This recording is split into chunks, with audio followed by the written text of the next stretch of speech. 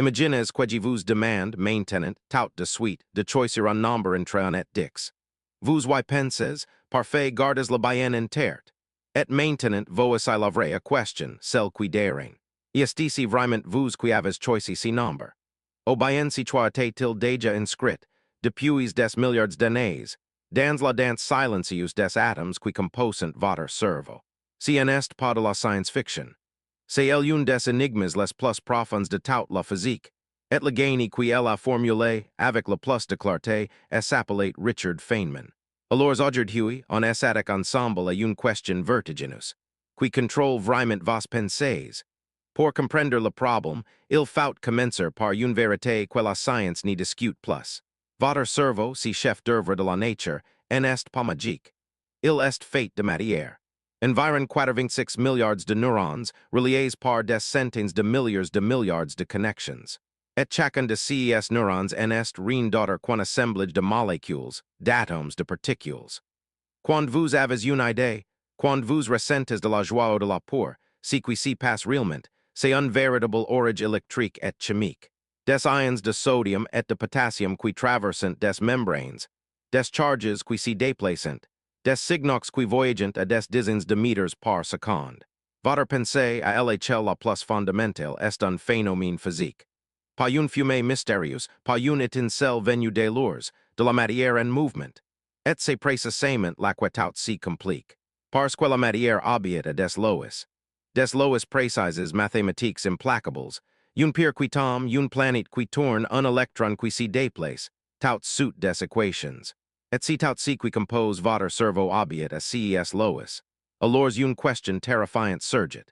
Si vous connaissez la position et la vitesse exacte de chaque particule de votre cerveau, est-ce que vous pourrez, en théorie, calculer votre prochaine pensée avant même que vous n'y ayez eu? Est-ce que vos décisions seriont prévisibles comme la trajectoire d'une comète? Cette idée n'est pas nouvelle. En 1814, un mathématicien français de génie, Pierre-Simon de Laplace, elle a posé jusqu'à son extrême limite. Il a imaginé une intelligence, qu'on appelle aujourd'hui le démon de Laplace. Imaginez un être qui connaîtrait, à un instant donné, la position et la vitesse de chaque atome de l'univers, et qui maîtriserait toutes les lois de la nature. Pour cet être, disait Laplace, rien n'y serait incertain. Le passé et l'avenir tout entier seriant présents devant ses yeux, comme une équation déjà résolue. Dans l'univers de Newton, le futur n'est pas une possibilité parmi d'autres. C'est une conséquence inévitable du présent. Tout est, en quelque sorte, déjà écrit. Réfléchissez une seconde à ce que cela signifie pour vous. Si l'univers est une gigantesque horloge dont chaque rouage est déterminé par l'instant précédent, alors votre cerveau n'est qu'un roi de plus dans le mécanisme. Le nombre que vous avez choisi tout à l'heure. Vous en avez peut-être aucun moyen d'en choisir un autre. Il était la conséquence inévitable de l'état de vos neurones, lui-même conséquence de votre repas du matin, de votre enfance, de votre éducation, et en remontant la chaîne, de la configuration exacte des particules au moment du Big Bang. Dans cette vision, le sentiment d'avoir choisi librement n'y serait qu'une illusion confortable. Un spectateur assiste dans la salle, qui s'y prendrait pour le metteur en scène du film.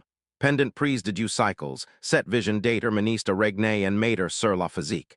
Elle était élégante, puissante et terriblement Freud. Mais au début du 20e cycle, quelque chose est brisé. Une fissure profonde est apparue au cœur même de la réalité, là où vivent les plus petites particules de l'univers. Cette fissure porte un nom que vous connaissez sans doute, la mécanique quantique. Et elle allait transformer la question pour toujours. Quand les physiciens ont commencé à observer le monde à l'échelle de l'atome, ils ont découvert quelque chose de profondément déroutant. À ce niveau, les particules n'y s'y comportent pas comme de petites billes bien sages, avec une position et une vitesse parfaitement définies. Elles sont décrites par ce qu'on appelle une fonction d'onde, une sorte de nuage de possibilités. Une particule n'est pas simplement ici ou là. Elle est, en un sens étrange, partout à la fois, jusqu'au moment où on la mesure. C'est l'idée fascinante illustrée par la célèbre expérience des doubles fentes, où un seul électron semble passer par du chemins en même temps. Et si quella physique quantique nous dit, c'est qu'on n'y peut pas prédire avec certitude le résultat d'une mesure. On n'y peut calculer quid est probabilités. La nature à cette échelle jau aux days. Le coup de grâce porté au déterminisme est venu en 1927 avec un jeune physicien allemand nommé Werner Heisenberg. Il a démontré quelque chose d'extraordinaire qu'on appelle le principe d'incertitude. L'idée est simple à annoncer, mais ses conséquences sont vertigineuses. Il est impossible de connaître en même temps, avec une précision parfaite, la position et la vitesse d'une même particule.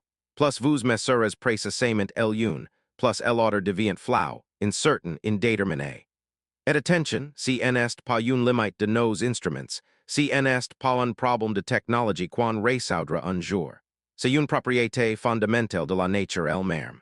L'univers, à son niveau le plus intime, refuse tout simplement d'être complètement défini. Et vous voyez immédiatement le problème que cela pose pour le démon de Laplace. Tout son pouvoir repose sur une seule condition. Connaître à la fois la position et la vitesse de chaque particule. Mais Heisenberg vient de prouver que cette connaissance est impossible, non pas en pratique, mais par principe. Le démon n'y peut pas exister. Le futur n'est plus une équation déjà résolue d'avance. Il y a au cœur même de la matière une part irréductible de hasard. Et pour beaucoup de gens, à l'époque comme aujourd'hui, c'est fait un immense soulagement. Car si la nature elle-même n'est pas entièrement déterminée, alors peut-être que nos choix ne le sont pas non plus. Peut-être, enfin, que le libre arbitre est sauvé. Mais attendez pas si vite. Et c'est exactement ici que la pensée d'un homme va tout éclairer. Richard Feynman est l'un des plus grands physiciens du 20e siècle, prix Nobel, véritable génie de la mécanique quantique, possède un regard d'une honnêteté presque brutale sur ces questions. Feynman insistait sur un point que beaucoup préfèrent oublier dans leur enthousiasme. Le hasard quantique n'est pas la liberté. Prenez le temps d'y réfléchir vraiment. Si votre décision de tourner à gauche plutôt quadroit était entièrement déterminée par les lois rigides de Newton, alors vous en étiez pas libre. Vous étiez une machine parfaitement réglée. Mais si cette même décision dépendait uniquement du tirage au sort aléatoire d'une particule quantique, êtes-vous plus libre pour autant? Pas du tout. Vous êtes simplement passé d'une horloge à un dé qui roule. Et un dé qui roule ni choice et rien. Le hasard per ni vous appartient pas davantage que le destin écrit d'avance. Voilà le cœur de ce que nous pouvons appeler le paradoxe de Feynman. D'un côté, la physique nous affirme que tout, absolument tout, dans votre cerveau, obéit des lois physiques.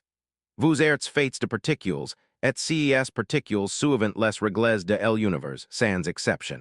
De l'autre côté, ces mêmes lois, quels sont déterministes ou quantiques, ni les sent aucune place évidente à ce que nous appelons le libre arbitre. Soit vous êtes une horloge réglée à l'avance, soit vous êtes un des soumis au hasard. Et pourtant, vous avez l'impression, à chaque seconde de votre vie, de n'être ni l'un ni l'autre. D'être celui qui décide vraiment. Comment résoudre une tension aussi profonde? Feynman, avec sa célèbre modestie, refusait les réponses trop faciles. Il aimait rappeler que personne n'y comprend vraiment la mécanique quantique, et qu'il faut accepter de regarder la nature exactement telle qu'elle est, même quand elle nous semble absurde ou inconfortable. Mais la physique garde encore un tour dans son sac, et il est peut-être la véritable clé du mystère. Imaginez qu'elle en revient à un univers parfaitement déterministe, sans aucun hasard quantique. Et bien, même dans ce cas, prédire vos pensées resterait totalement impossible. Pourquoi? À cause d'une découverte fascinante du 20e siècle, la théorie du chaos. Dans les années 1960, le météorologue Edward Lawrence étudiait des modèles de climat sur son ordinateur. Un jour, il relance un calcul en arrondissant un nombre à la troisième décimale au lieu de la sixième. Une différence absolument minuscule, presque invisible. Et pourtant, le résultat final est révélé complètement, radicalement différent. C'est ce qu'on appelle la sensibilité aux conditions initiales, au plus poétiquement l'effet papillon. L'idée que le battement d'ailes d'un papillon au bracelet pourrait, des semaines plus tard, déclencher une tornado Texas. Si que le chaos nous enseigne est absolument fondamental. Un système peut être totalement déterministe, suivre des lois parfaitement précises, et rester malgré tout complètement imprévisible.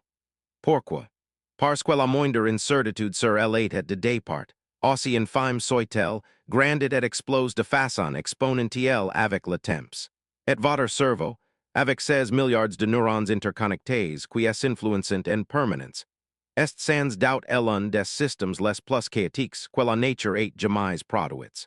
C'est le vieux dire que mermon démon de Laplace, mermon ordinateur aussi grand que l'univers tout entier, ni pourrait pas calculer votre prochaine pensée. Car il faudrait pour cela connaître l'ait de départ avec une précision absolument infinie. Et ça, ni la physique classique, ni la physique quantique ni l'autre récente. Votre esprit est, au sens le plus rigoureux du terme, imprévisible. Alors, tout cela nous mient-il finalement, peut-être que la question elle-même était mal passée depuis le tout début. On a demandé, qui contrôle vos pensées? Comment est-il existait quelque part un pilote séparé, distinct de la machine? Mais la physique moderne suggère une réponse bien plus subtile, et franchement bien plus belle. Et si vous en êtes pas contrôlés par les lois physiques de l'extérieur, mais que vous êtes vous-même si es lois en action.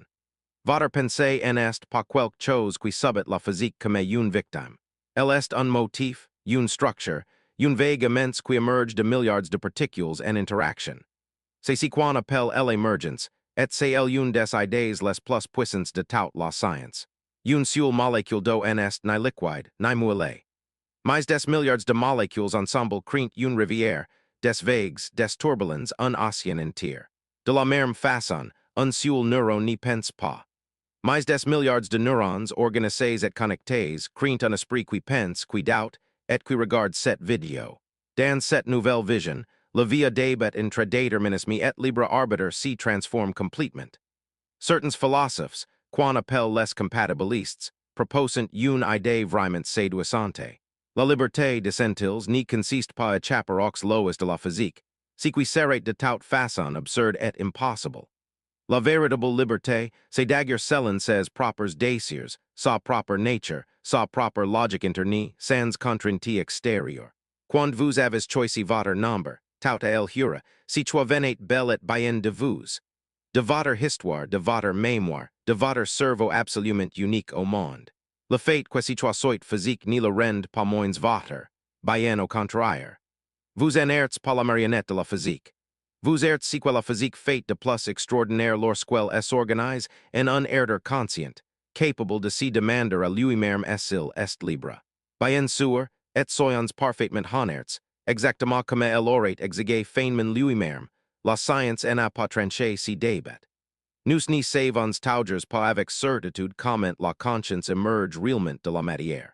C'est aujourd'hui encore l'un des plus grands mystères qu'il nous reste à percer. Si quelles chercheurs appellent le problème difficile de la conscience.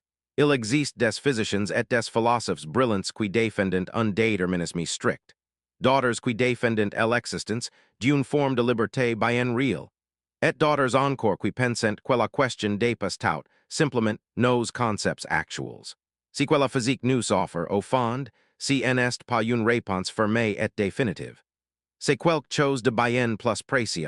Une manière plus claire, plus humble et infiniment plus rigoureuse de poser la question. Alors, qui contrôle vraiment vos pensées, pas un destin écrit dans les étoiles, pas un per hasard aveugle et sans visage. Peut-être simplement vous, dans le sens le plus profond et le plus vertigineux du terme. Un morceau d'univers qui, à travers quelques kilos de matière soigneusement organisée à l'intérieur de votre crâne, a fini par apprendre à s'y poser des questions sur lui-même. Le nombre que vous avez choisi au tout début de cette vidéo en était ni totalement libre, ni totalement forcé. Il était vous. Et c'est peut-être ça, le véritable héritage de Richard Feynman. Non pas une réponse qui referme la porte du mystère, mais une question qui l'ouvre en grand, et qui nous invite à continuer de chercher. Si cette plongée dans les rouages secrets de votre esprit vous a fait réfléchir, alors prenez une seconde pour faire travailler si magnifique cerveau encore un peu. Abonnez-vous à la chaîne pour n'y rien manquer de nos prochaines explorations au cœur de la physique. Laissez un grand pouce bleu si cette vidéo vous a plu, ça aide énormément, et surtout, dites-moi dans les commentaires. Selon vous, sommes-nous vraiment libres, oui ou non? Votre réponse, quelle soit déterminée ou parfaitement libre, m'intéresse au plus haut point. Partages aussi la vidéo avec une personne curieuse autour de vous, et on s'y retrouve très vite pour une nouvelle aventure au cœur des grandes questions de la science.